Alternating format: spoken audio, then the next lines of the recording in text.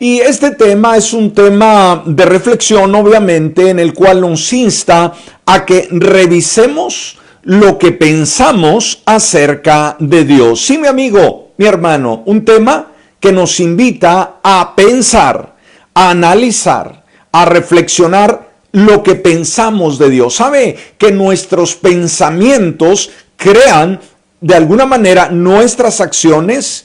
Y nuestras acciones obviamente definen nuestro destino. Lo que pensamos de alguna cosa, vamos a estar enfocados en ello.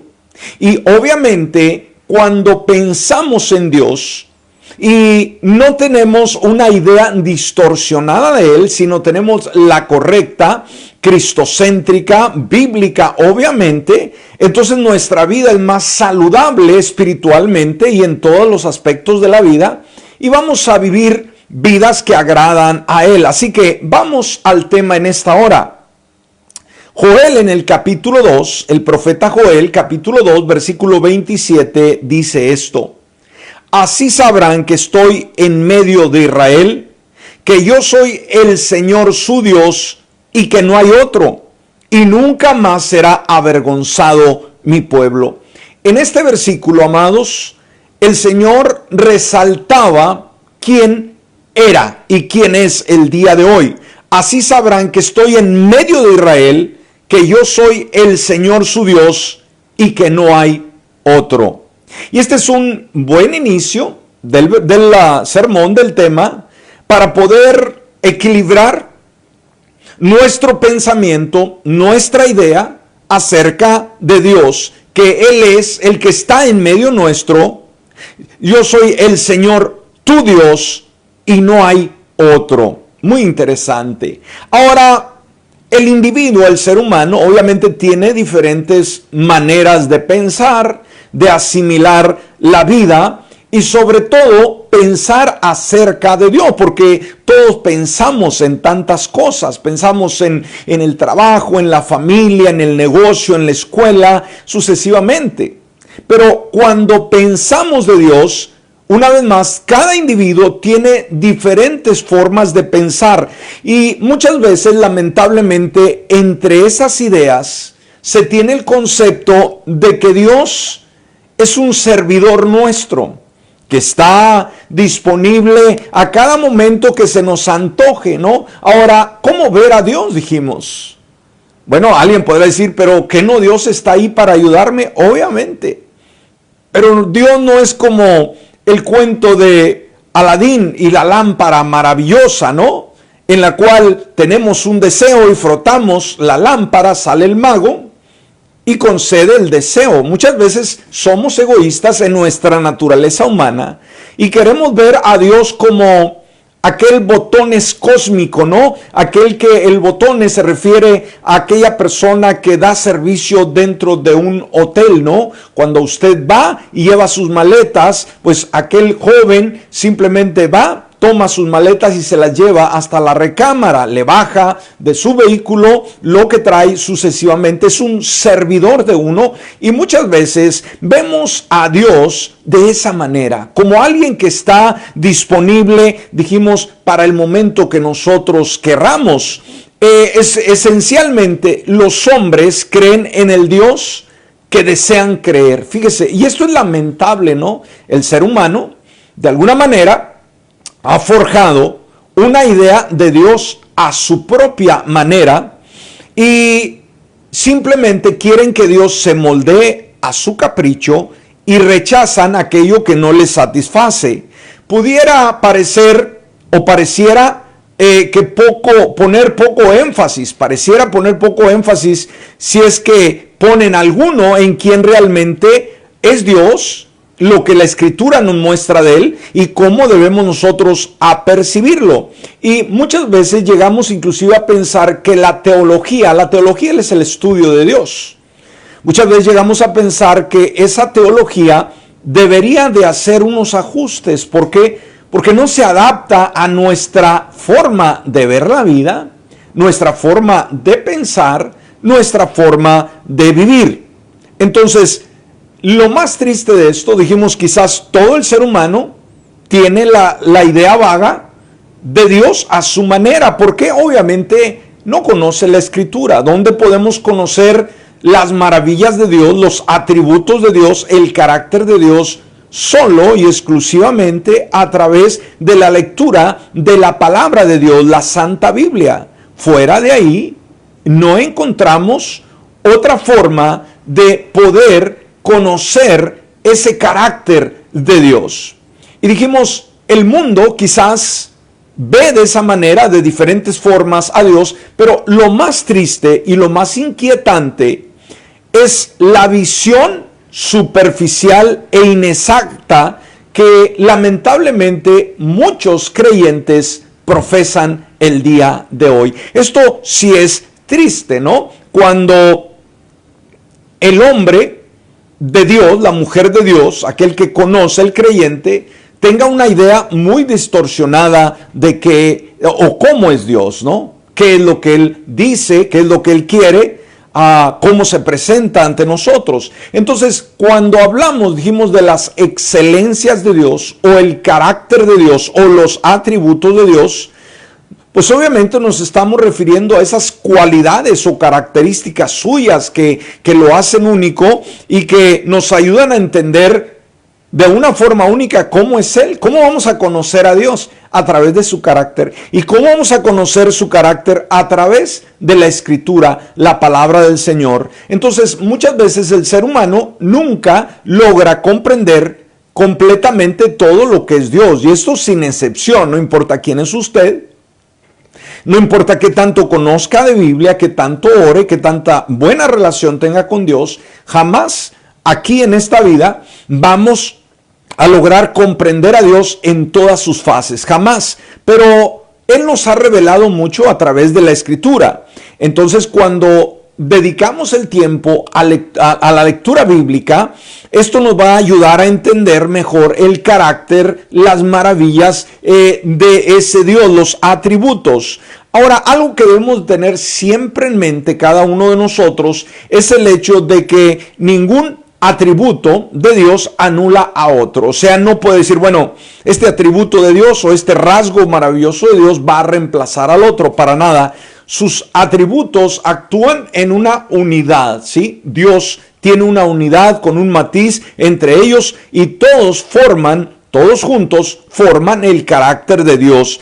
Él no es una cosa hoy y mañana es otra, sino que Él fue y será por siempre el mismo. ¿Sabe? Hace varios años, este gran hombre de Dios, como fue A.W. Tozer, escribió, y él escribió sobre la gran necesidad, escúcheme, que tiene la iglesia de revisar su concepto de Dios. Sí, quizás el día de hoy usted se reúne, usted practica la fe, usted va continuamente a los servicios, lee la Escritura, es parte de la alabanza, del sermón, de la oración, sucesivamente, es un creyente. Pero este autor hace varios años desafió a la iglesia de revisar el concepto o su concepto de Dios. Y dijimos, revisar significa darle pues un segundo chequeo, ¿no? Cuando vamos en un vehículo a salir de vacaciones, algún viaje,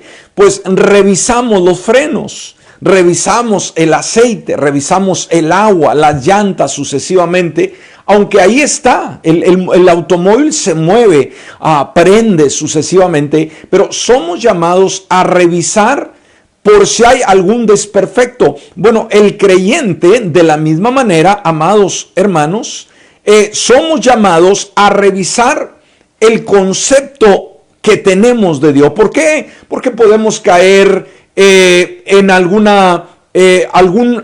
mal concepto, alguna doctrina que puede desviarnos sin darnos cuenta del carácter o del propósito de Dios hacia nuestras vidas. Entonces, tenemos que analizar debido a la concepción distorsionada que el mundo y la sociedad y muchos creyentes tienen el día de hoy. Por eso ese mismo autor dijo, opino que el concepto cristiano de Dios que se tiene en este tiempo está en un grado de tal decadencia, fíjese lo que él dijo, que se considera en una posición completamente por debajo de la dignidad del Dios Supremo y que actualmente constituye para los creyentes confesos algo similar a una calamidad moral. Wow. Entonces, la obligación más pesada que yace hoy sobre la iglesia cristiana es purificar, fíjese, y elevar su concepto de Dios hasta que sea nuevamente digno de Él y de ella. ¡Wow! Entonces, muchas veces, porque nos declaramos a creyentes, pensamos que quizás estamos haciendo lo mejor, ¿no? Y no lo hacemos en ignorancia, sino que muchas veces nos dejamos llevar. Pero vale la pena de tiempo en tiempo nosotros reflexionar sobre cuál es nuestro concepto acerca de Dios. Un concepto sano, dijimos, un concepto apoyado en la palabra del Señor. Entonces, los paganos fuera del cristianismo pálido, alguien dijo, construyen dioses de madera y piedra. En tanto, millones de paganos, fíjese cómo dice este personaje, dentro del cristianismo construyen un Dios a partir de sus mentes carnales. Aquí deja ver los dos lados de la moneda. O sea, una persona que no está interesada en Dios, que no tiene ningún interés en servirle y amarle y no desea en lo absoluto, obviamente va a formar dioses de madera, de piedra, a quienes se les va a arrodillar y a quienes va a venerar. Y eso es la ignorancia de la palabra. Pero como dice este autor, entre tanto, millones de paganos dentro del cristianismo. O sea, fíjese cómo habla. Muchas veces nos declaramos cristianos o creyentes, pero hay mucho que realmente todavía no ha tenido una experiencia real con Dios. Todavía sus conceptos son conceptos muy equivocados y viven una vida muy desordenada.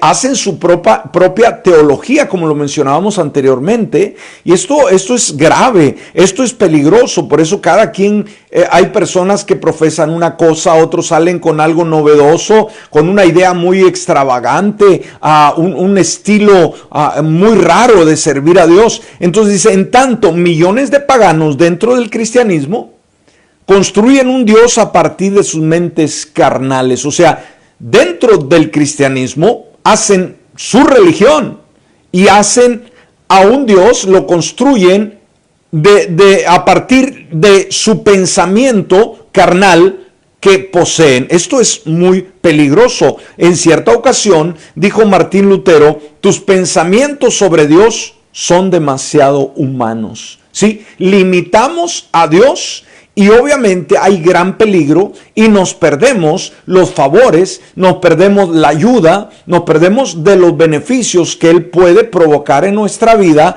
cuando nuestros pensamientos acerca de Dios son muy humanos.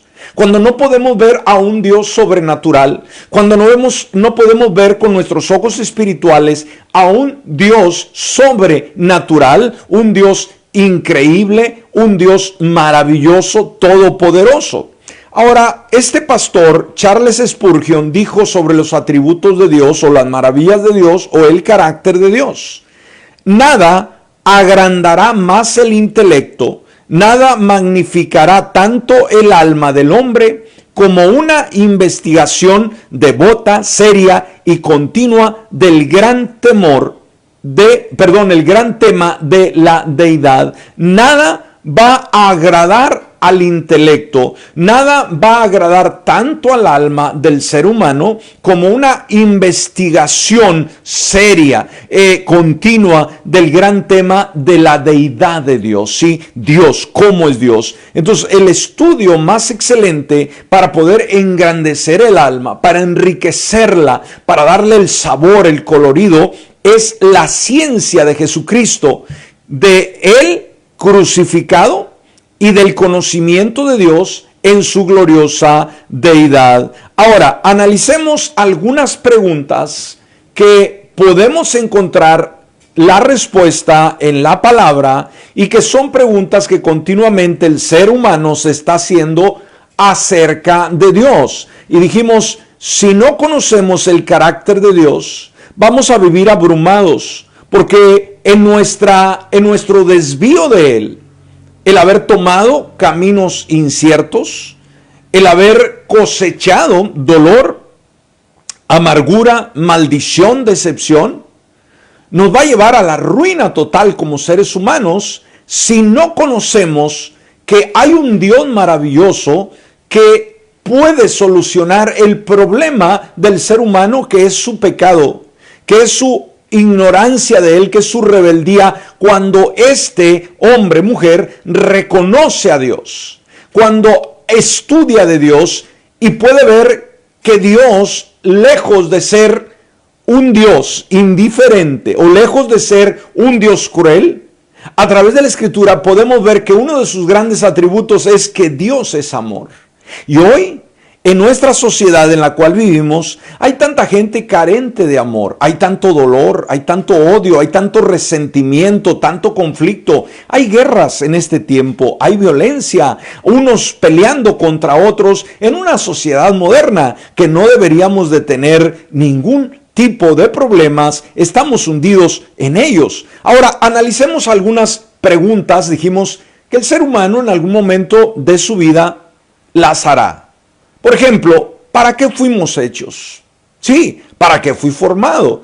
¿Cuántos jóvenes lamentablemente terminan suicidándose, terminan en una prisión, terminan alcoholizados, siendo alcohólicos, siendo drogadictos, que mueren a su temprana edad sin conocer la voluntad de Dios, sin saber que cuando fueron creados en el vientre de su madre, Dios les asignó una vida, ¿sí? Les brindó oportunidades en su futuro para tener un potencial y llegar a amarle, a servirle y llegar a ser personas de bien en la sociedad. Pero lamentablemente las malas elecciones y decisiones simplemente obstruyeron de que los planes de Dios se llevaran a cabo.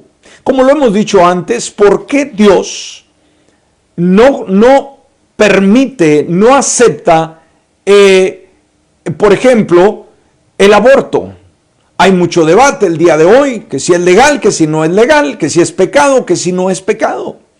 Pero sabe, el aborto, Dios no lo puede tolerar. ¿Por qué? Porque Dios, dijimos, cuando un ser es gestado en el vientre de una madre, el Dios está presente ahí porque Él es el que da la vida. Y cuando nace o surge esa vida, surge una nueva alma también con ese bebé. Y también propósitos, planes que Dios define para él, para ella en su futuro.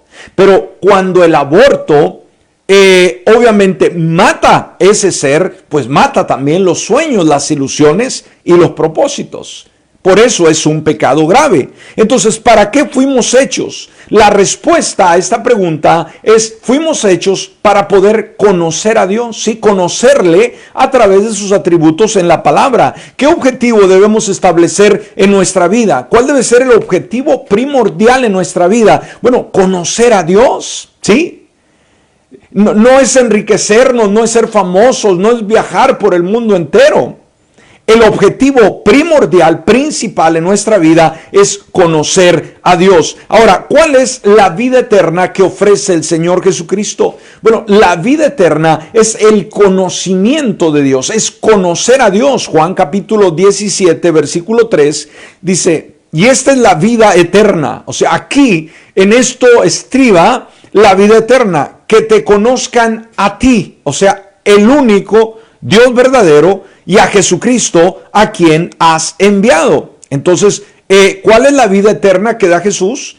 El conocimiento de Dios. Ese es el deseo, esta es la vida eterna, que te conozcan a ti, el único Dios verdadero, y a Jesucristo. Ahora, ¿qué es lo mejor de la vida? Alguien podría decir, bueno, pues pasar buen tiempo, andar de fiesta en fiesta, celebración en celebración, con más alegría, con más contentamiento. Bueno, la realidad es que lo mejor de la vida no es la alegría, no es las celebraciones, no es el pasar buen tiempo, no, sino lo mejor de la vida es el conocimiento de Dios. Jeremías capítulo 9, versículo 23 al 24, dice: así ha dicho el Señor, no se alabe el sabio en su sabiduría, ni se alabe el valiente en su valentía, ni se alabe el rico en sus riquezas. Más bien, alábese en esto el que se alaba, en entenderme. Fíjese lo que dice Dios. O sea, no se enorgullezcan en sus valores, en sus éxitos, en sus logros,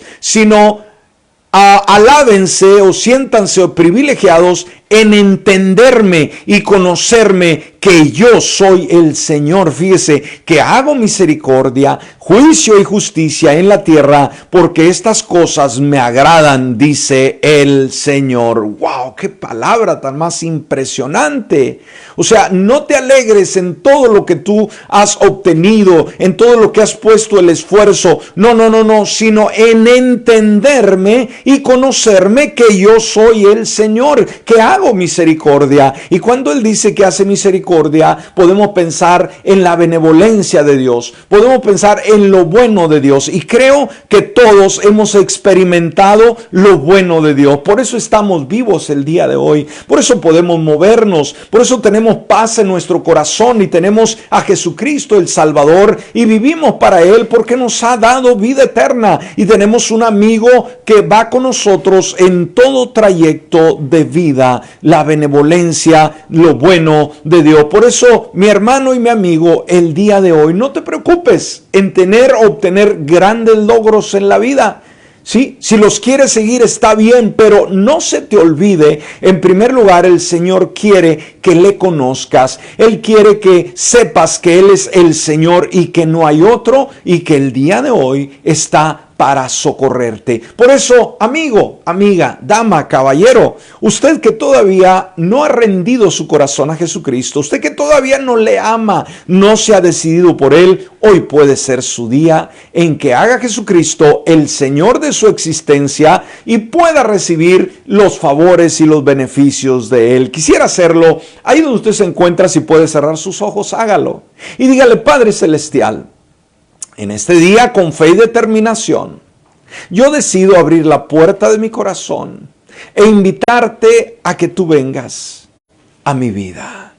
Hoy yo renuncio a mi pecado y te invito a que vengas a ser mi Señor y mi Salvador por Cristo Jesús. Amén y amén. Padre bueno, gracias Dios, porque el día de hoy tu palabra puede llegar a corazones que necesitan cambio, que necesitan favor, que necesitan tu conocimiento y necesitan tu ayuda. Y gracias por todos esos corazones que el día en el cual estamos viviendo abren las puertas de su vida para que tú puedas llegar y puedas producir el ánimo necesario, puedas traer salvación, puedas traer sanidad, puedas traer perdón y